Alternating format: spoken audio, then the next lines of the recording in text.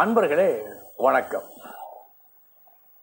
இன்றைய தினம் 26/9/2024 வியாழக்கிழமை, புனர்பூசம் நட்சத்திரம். குரு சுக்கிரன்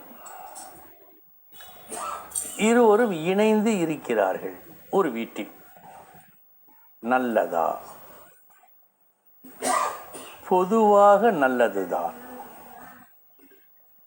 ஒரு சில நேரங்களில் விரயஸ்தானம், அஷ்டமஸ்தானம், அஷ்டமாதிபதி நட்சத்திரம் இது போன்ற சில விஷயங்களால் கெடுவதற்கு வாய்ப்பு உண்டு என்றாலும் இந்த கேள்விக்கு மட்டும் பதில் பார்த்து குரு சுக்கிர சேர்க்கை நல்லதே. ஒருவர் தேவகுரு குரு, இன்னொருவர் அசுர குரு. அசுர குருவாக இருந்தாலும் சுக்கிரன் பாவிகள் பட்டியலில் வரவில்லை, கவனிக்க வேண்டும். அசுரர்களுக்கு தலைவன் இருந்தாலும் சுபர் வரிசையில் வருகிறான். ஆக சுபராகத்தான் ஏற்றுக்கொண்டிருக்கிறது சாஸ்திரம் அவரை. இருவருமே வலிமை மிக்கவர்கள். ஒருவர் சுக்கிரன் இன்பமான நல் வாழ்விற்கு வித்து. இன்று மக்களில் பெரும்பாலோர் 199 பேர் அனுபவிக்க ஆசை, ருசியாக சாப்பிட ஆசை, நல்ல இல்லறம் பெற்று மகிழ்வுடன் இருக்க ஆசை, சொந்தமான வீடு ஆசை, மதிப்பு, மரியாதை, அந்தஸ்து, கௌரவம், ஆடம்பரம் இவைகளில் பெரு விருப்பு உண்டு. இவைகளையெல்லாம் பெற்றவனைத்தான் மற்றவர்களும் மதிக்கின்றார்கள்.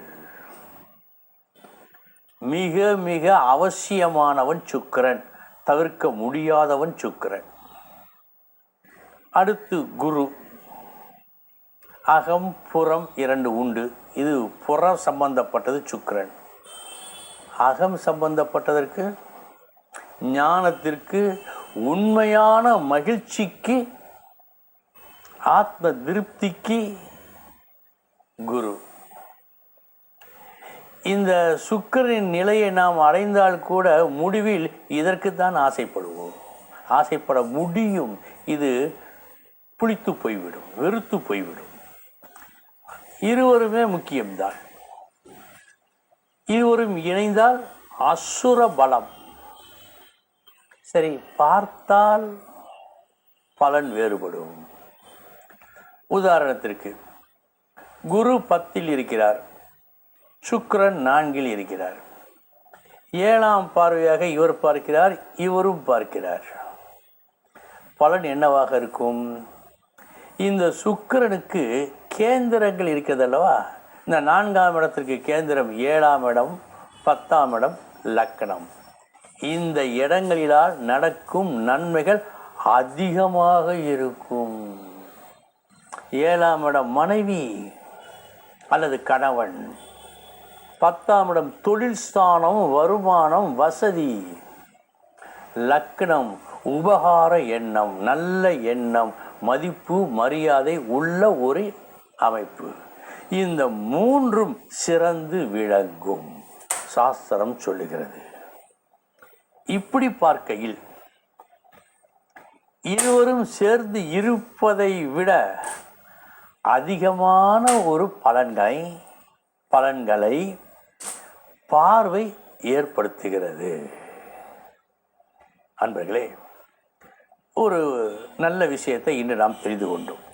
இனி 12 ராசிகளுக்கு உண்டான